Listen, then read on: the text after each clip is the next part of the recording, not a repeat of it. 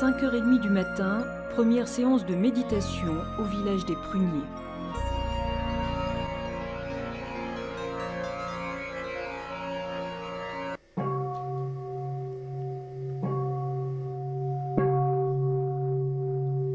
Le soleil de la sagesse vient de se lever.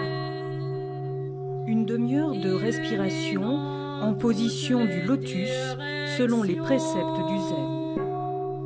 J'inspire, je sais que j'inspire, j'expire, je sais que j'expire. Et vous vous concentrez sur l'inspiration et l'expiration. Alors la pensée s'arrête.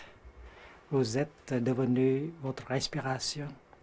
Et la respiration unit votre corps et votre esprit.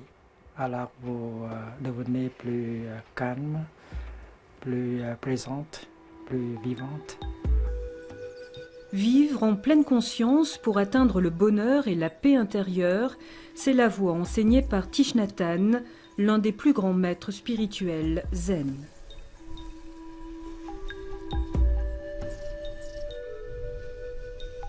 Se concentrer sur son propre souffle impose un rythme plus lent dans chaque action, comme la marche qui constitue en elle-même une forme de méditation. Quand j'inspire, quand j'expire, je me sens comme une fleur. What is real, what is true, and I feel very safe deep inside.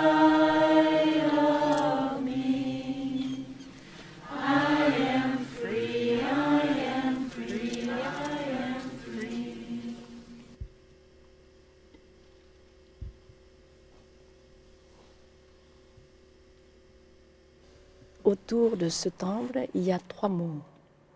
Le premier mot, c'est Smriti. Smriti, ça veut dire pleine conscience. Et quand on est pleinement conscience, on n'est pas dispersé, on arrive à un second stade appelé Samadhi. Samadhi veut dire concentration. Et quand on est concentré, qu'est-ce qu'on voit? On voit en toute profondeur la réalité en soi. Et le troisième mot, ça veut dire prajna. Prajna veut dire la grande compréhension, la grande vision.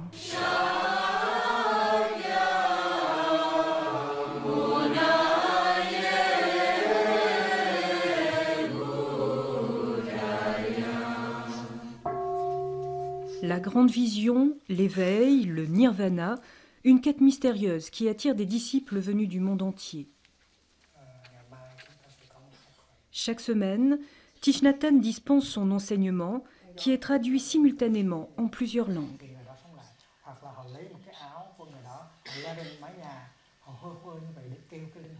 Voilà 20 ans que le maître a créé le village des Pruniers, loin de sa terre natale, le Vietnam dont il est exilé, pour s'être opposé à la guerre contre les Français et les Américains. Proposé au prix Nobel de la paix par Martin Luther King, Thich Nhat Hanh a déjà écrit 70 livres. Beaucoup sont des best-sellers. Le dernier, Colère, s'est vendu à 300 000 exemplaires en une semaine aux États-Unis.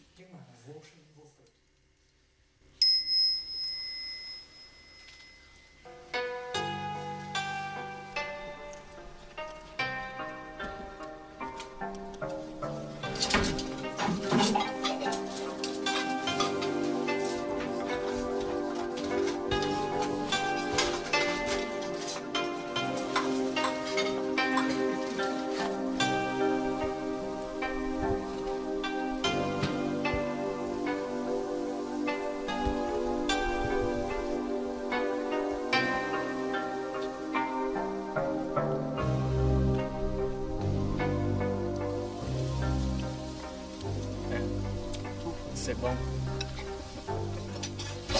La pleine conscience se pratique à tout instant. Être zen, c'est être ici et maintenant, sans penser au passé ni à l'avenir. Lorsqu'un disciple mange, végétarien, il mange et c'est tout. Par exemple, une orange. Tout d'abord, vous revenez à vous-même, pleinement vivant, pleinement présent, pour pouvoir entrer en contact direct avec l'orange. J'inspire. Je sais que l'orange est bien là. Alors, si vous continuez, vous êtes concentré sur l'orange et vous commencez à voir que l'orange est quelque chose de formidable. C'est une merveille de la vie. L'oranger a mis beaucoup de mois pour pouvoir fabriquer cette orange-là. Le soleil, la pluie, le temps a passé par les fleurs d'orange et l'orange. Alors vous voyez que l'orange, pour vous, est maintenant une merveille. Et vous êtes une merveille vous-même.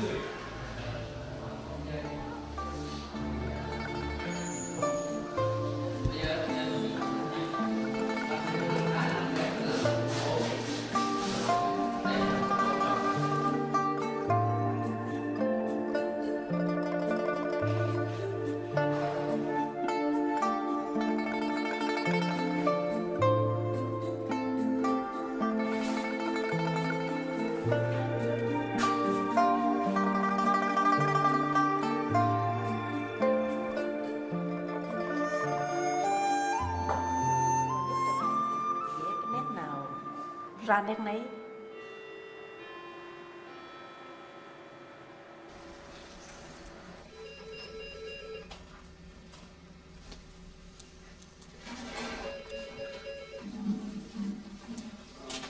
Une cloche, la sonnerie du téléphone, et tout s'arrête pendant quelques secondes. Le temps de se recentrer sur soi avant de reprendre son activité, ici la préparation du Nouvel An asiatique. Tout un art de vivre qui séduit de plus en plus d'Occidentaux, comme cet Américain qui vient régulièrement effectuer des retraites. J'ai décidé de tout quitter, tout abandonner. Mon travail, mon appartement. Je suis venu au monastère pour apprendre ce qu'est vraiment l'amour. Ce sentiment qui est parfois si difficile à comprendre. Voilà ce qu'on essaie d'apprendre ici, et voilà ce qui est si difficile à faire à l'extérieur. Parce qu'à l'extérieur, mes habitudes, la façon dont on m'a éduqué, ce que j'ai appris à faire, c'est en permanence de regarder à l'extérieur et pas assez à l'intérieur. Ou peut-être des traumatismes que j'ai vécus, des choses ont fait que je suis sorti de moi. J'ai peur d'aller au fond de moi. Et en fait, l'idée c'est d'apprivoiser ce fond de moi et de découvrir qu'il y a un refuge très solide à l'intérieur de moi.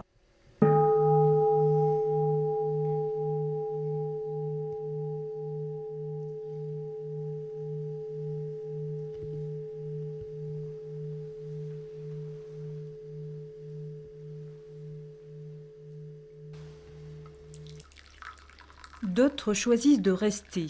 L'un était employé de banque, l'autre cardiologue. Ils ont décidé de devenir moines.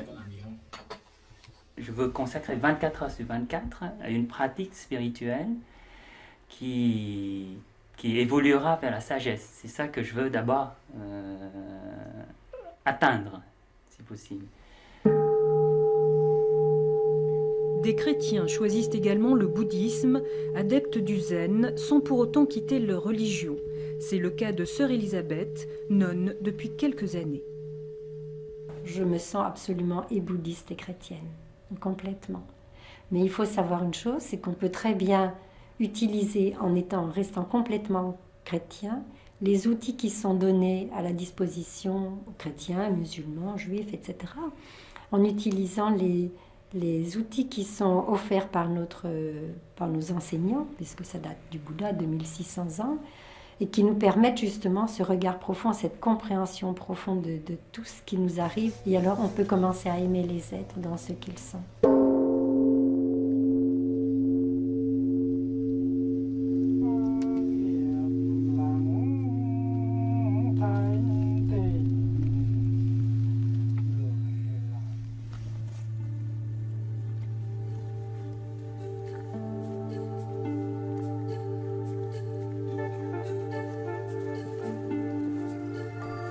La paix en soi-même, la paix dans le monde, le zen conduit à un bouddhisme engagé qui prône une vie meilleure, sans guerre ni conflit. nous ne sommes pas éduqués à l'école pour pouvoir reconnaître la violence, la souffrance en nous, afin de pouvoir les embrasser et les transformer. Et les hommes politiques aussi, ils ne sont pas entraînés pour faire cela. Ils ne savent pas comment reconnaître leur souffrance, la violence en eux, leur détresse. Alors quand ils agissent comme hommes ou femmes politiques, ces gens-là peuvent faire beaucoup de fautes. Alors nous sommes entraînés avec eux dans les guerres. Il faut vraiment une dimension spirituelle à la vie politique et sociale.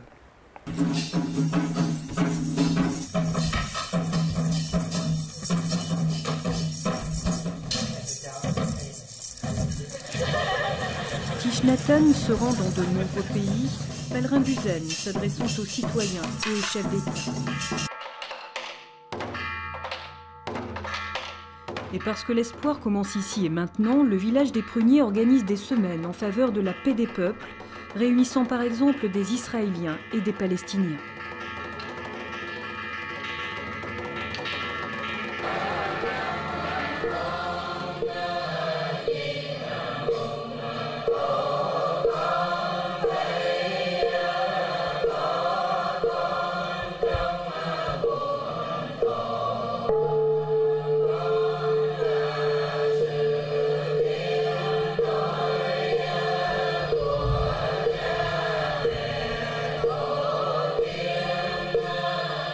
Pour ses disciples, Thich Nhat Hanh est un lotus sur une mer en feu. Tous sont convaincus que le zen peut transformer les cœurs et le monde.